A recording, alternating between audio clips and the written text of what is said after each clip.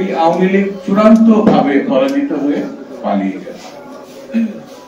এই পালিয়ে যাওয়ার মধ্য দিয়ে গণতন্ত্রের সম্ভাবনা দেখা দিয়েছে। সেই গণতন্ত্রের উত্তরণের জন্য খুব জরুরি হচ্ছে একটি নির্বাচন, জাতীয় সংসদের নির্বাচন।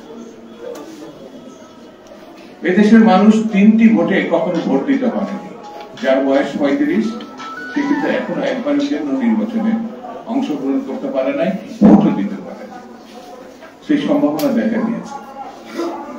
নির্বাচিত সরকার আসলে জবাবদিহিতা থাকে, মানুষের কাছে তাকে যেতে হবে। মানুষের ভোট যেমন নেয় ঠিক তাকে অঙ্গীকার করতে হয়। সেই অঙ্গীকার যদি সে পালন করতে না পারে তাকে একজন কৈফিয়ত দিতে হবে।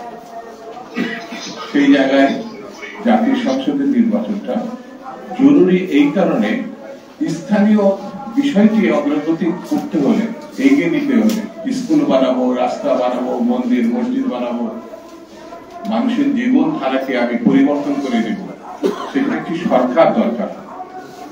একটা ইন্ডিয়ান কাউন্সিলের চেয়ারম্যান কোনো না কোনো কারো না কোনো শক্তির প্রত্যাশায় সে বসে থাকে।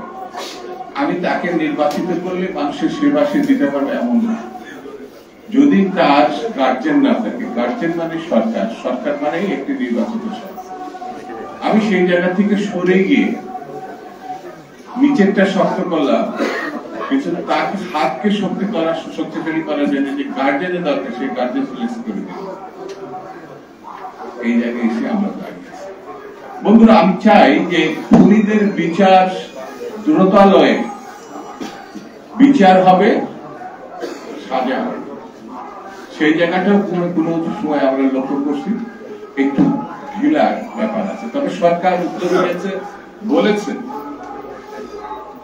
তারা এটা করবে।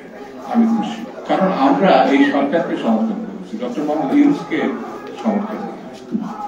দেখবেন এক ধরনের বিশৃঙ্খলা তৈরি পরিপূর্ণভাবে চেষ্টা হচ্ছে। যদি বিশৃঙ্খলা হয় নির্বাচন হবে না, নির্বাচন না হয় তাহলে ফ্যাসিবাদের উল্লাস আমাদের আবার হয়তো দেখা দিতে পারে।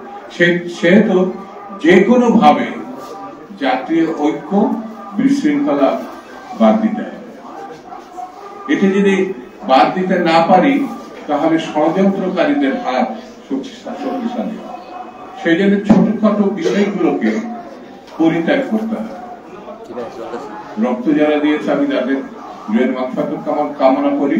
আর যারা এখন অসুস্থ আমি সরকারকে বলি সেগুলো দেখতে হবে, খুব দ্রুতলয়ে দেখতে হবে।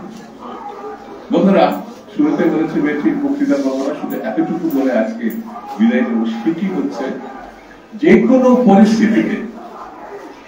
কোনো পরিস্থিতিতে বুঝতে হবে বাংলাদেশকে যারা একেবারে ধ্বংস করে দিয়েছে, অর্থনীতিতে, রাজনীতিতে, সামাজিকতা,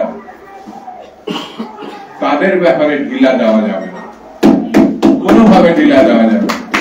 এই খুনি পার্শ্ববর্তী একটা দেশে অপেক্ষা করছে। সেই দেশ সারা বিশ্বে তার পক্ষে কাজ করার চেষ্টা করেছে, কোনো লাভ হয় না। সর্বশেষ আমেরিকায় গিয়েছিল, আমেরিকার প্রেসিডেন্ট তাকে যেসব কথা বলেছে তাতে মনে হচ্ছে খুনি এবং খুনির অভিভাবক দুটাই হতাশ হয়েছে। সামনে আরো হতাশ হবে। গণতান্ত্রিক নির্বাচনের মধ্য দিয়ে গণনির্বাচিত যে ব্যক্তিগুলো আসবে তারা হচ্ছে আইনের শাসন প্রতিষ্ঠা করবে, ভোট এবং ভোটের অধিকার প্রতিষ্ঠা করবে। যাদের প্রত্যাশায় মানুষ এখন বসে আছে তারা হচ্ছে দেশনেত্রী বেগম খালেদা জিয়া, জনাব তারেক রহমান এবং বাংলাদেশ জাতীয়তাবাদী দলের অপেক্ষায় তারা বসে আছে। কথা সত্য না মিথ্যা? এত মিনমিনে কেন বলেন কেন? কথা সত্য না মিথ্যা? সত্য না মিথ্যা? তাহলে আগামী সরকার জিয়ার সরকার, আগামী সরকার বেগম জিয়ার সরকার, আগামী সরকার জনাব তারেক রহমানের সরকার, আগামী সরকার জনগণের সরকার।